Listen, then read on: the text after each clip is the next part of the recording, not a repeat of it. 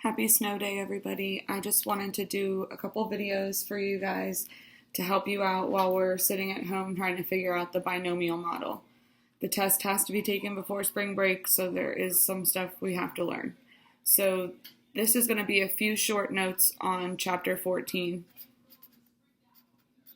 the binomial model.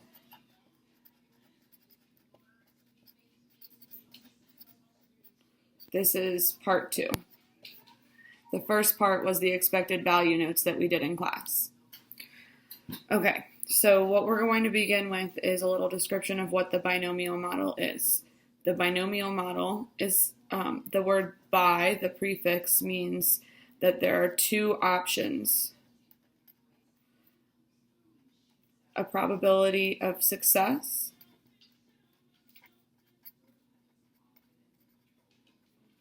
and a probability of failure.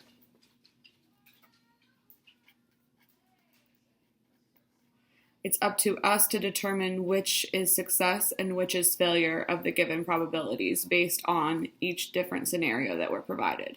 Okay? So in the binomial model, there are a few requirements. Okay? The binomial model. Okay? It consists of a series of independent, this is our keyword here, binomial trials. Okay? So independent means that for any of these values that we see, we can actually use the multiplication rule. So we need to keep that in mind. Okay? This signifies multiplication rule can be used. Okay, so it consists of a series of independent binomial trials. Each trial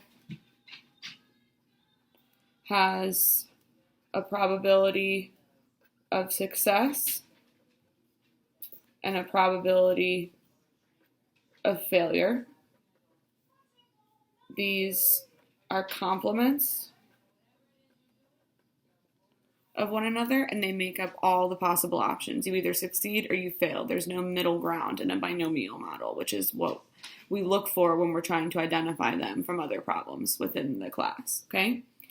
So then, if we see that each trial has only two possible options, success and failure, then we can use the binomial probabilities to solve the problem.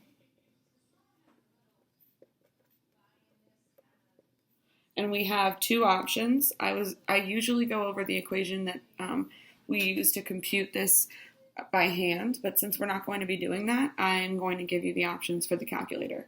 So we have two options, two calculator functions to use. Okay? The first is when we're dealing with exactly k successes. Okay? So k can be any number here, and when we say exactly k successes, we mean to say, imagine that we are, let's say, rolling a die 5 times, and we want to know the probability of getting exactly 2 1s. So that would be a 2 for k, and the number of trials we'd be doing are 5 because we're rolling the die 5 times. So the function in the calculator that we use is called a binomial PDF, and the entry pieces are n, p, k, where n is always the number of trials, p is the probability of success, and k is the number of successes. Okay? This NPK will be used again in our next formula as well.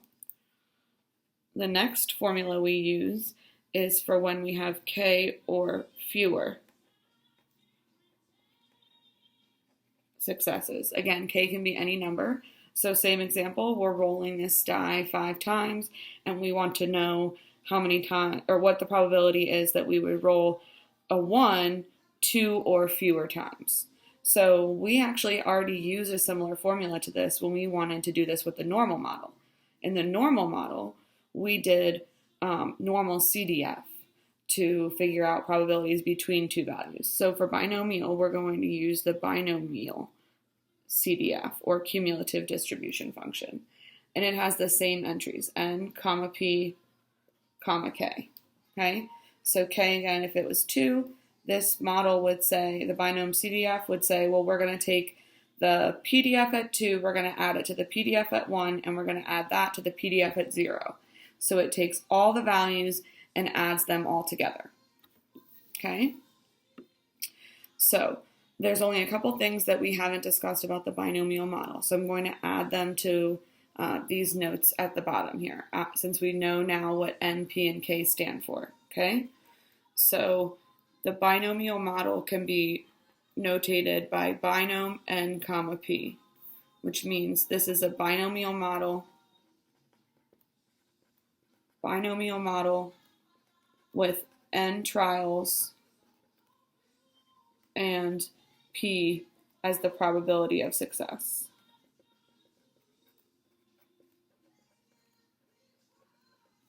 Because we only have the option of success or failure, we also have a letter to denote the probability of failure. So we use the probability of failure as the letter Q, and we do 1 minus P as the probability of failure.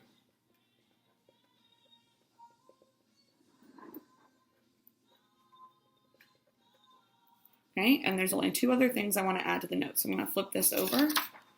I'm just going to add 2 more notes on the back of this sheet.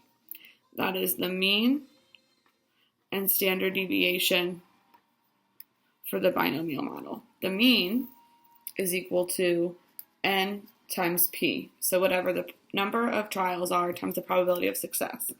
But the standard deviation is equal to the square root of n times p times q.